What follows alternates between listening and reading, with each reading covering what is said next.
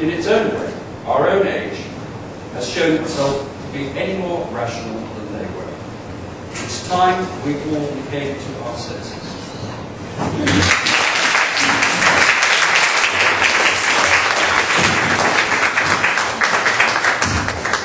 Well, thank you so much for those remarks. I'd like to open it up to questions. Yes. Yes. Please stand up and state your name and organization. My name is Alex Carrassa. I work at the Competitive Enterprise Institute. I have a question. A lot of people in the 70s were scared about overpopulation. They said the population of the Earth would be 20 billion by 2020 and whatnot. Now it seems to be people are afraid of there being a declining birth rate, especially in the West. Is this a trend or a phenomenon that any of you have done research on or have any comments on? It's not one we really took on board, we're aware of it, and it does very much tend to be scared and one of the most delicious parallels, of course, is global warming. 20 years ago, it's been global warming, something very activist that wrote books, Buddhist scholars, writing books warning that we were going through a cooling period, and the same people are now writing warning. Sorry, could I just have a question? Are we talking about overpopulation as a scare? Yeah, and then now underpopulation as a scare. Underpopulation? Yeah. Oh, the demographics of Europe. Yeah, the demographics of Europe, people in the United States, like Tom Buchanan talking about. Yeah, I wouldn't include those. I mean, overpopulation, I think, if population growth continues in the way it has been in the last 50 years, we're already facing a food shortage. I mean, here I think we're obviously, as we are in so many areas of our life where we can only speculate. And the likelihood is that we'll speculate wrong. But I would not call overpopulation a scare in anything like the way that we call the subjects that we talk about. It could become a very real problem. It has scared elements. Of course it does, like terrorism. It's scary. It's a real problem which can get exaggerated and cause people to overreact, which of course is something to keep it. That's the issue that we're agreed on. It's one of the defining features is the disproportionate response. In that sense, it hasn't taken off the full scale element because you're not seeing the full government human response, the drivers that take it beyond anything that is remotely credible. Yeah, but one has to distinguish things which are in the area of real problems. I mean, the whole point about the scarcity you're talking about is that even though someone will begin with a real problem, they then take off into so exaggerating that the real problem gets lost sight of.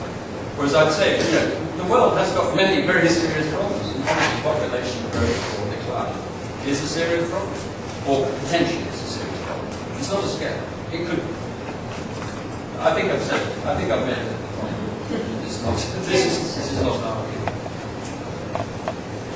Actually, although I regret this is the sunshine outside in some way.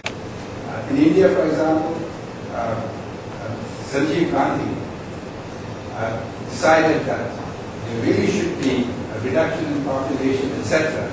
So he had a lot of people say, "What in this country?" Sorry, so I think that has a lot to do with the fact that you have these political scares going on, exaggerated response, and then nobody will call to account for that, for having the political wrong guidance. I think the only thing that's saving us from the global warming thing, actually, is because the consequences for the economy will be so drastic that then our politicians will sooner or later get worried about this. That's a very, very good. Everything you said was absolutely spot on. Yeah, I mean that is one of the massive. Obviously, if you look at all the scares that we've covered, what is fascinating is to see how the scaremongers, the politicians, everybody responsible for creating all the damage, they've all got away with it. And asbestos, you're quite right. I mean, here has been this fantastic account by the lawyers. The lawyers have made billions, and who's questioning that? It's been questioned in terms of, it's been written about, it's criticised, but not a cent has ever been handed back, even though it was basically a massive fraud. Oh, sorry. I'm part of the National Association of Manufacturers. Incidentally, WR Grace, the asbestos manufacturer, settled this last week for $3.2 billion, which I think was the savings. I want to ask about the lawyers. Was that a chapter 11? Yes. But anyway, I wanted to ask about the lawyers. You mentioned that in the context of asbestos, I think the United States is uniquely plagued by trial lawyers. And yet you have phenomenons like the AIDS and the PGE in England and the European Union, which doesn't have the large cash incentive that a trial lawyer would have here in the United States to cash in for lawsuits. I'm just wondering about that dynamic. Part of the crisis and scare mentality here in the United States, I think, is due to the trial lawyer that can sue everybody. And I don't think that's the case. Well, the computer experts in the case of 2YK. They make money every time. Makes a lot of money. One of perhaps Britain is more of a socialist state. We have a very proportionately large bureaucracy who have their own constituency. The first scare we dealt with was fomented by officials in what were our public health laboratories who were under threat of privatisation from Thatcher's administration. And it was the fear of being disbanded that led them to actually build a completely new database of some number of food poisoning and then publish it weekly, when normally they'd only publish it quarterly.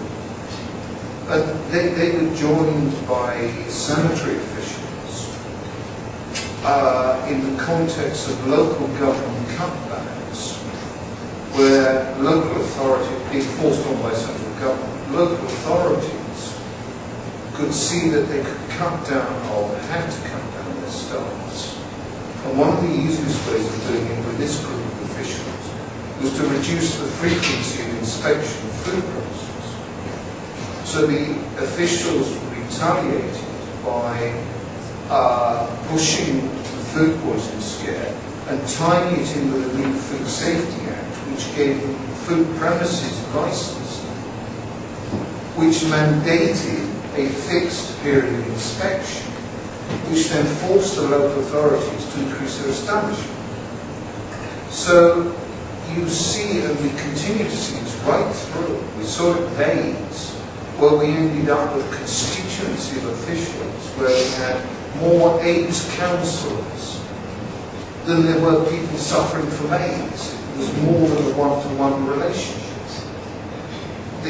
So that you have an enormous and very powerful focused constituency within government which benefits from legislation and benefits from the sequela of legislation and drives cares forward. And there, it's essentially their financial incentive. There's also, and you can't discount this, it sounds annoying, but it isn't. You get officials who essentially do incredibly boring jobs. If you are the world expert in Listeria monocytogenes and you have 13 cases a year, you don't get anywhere.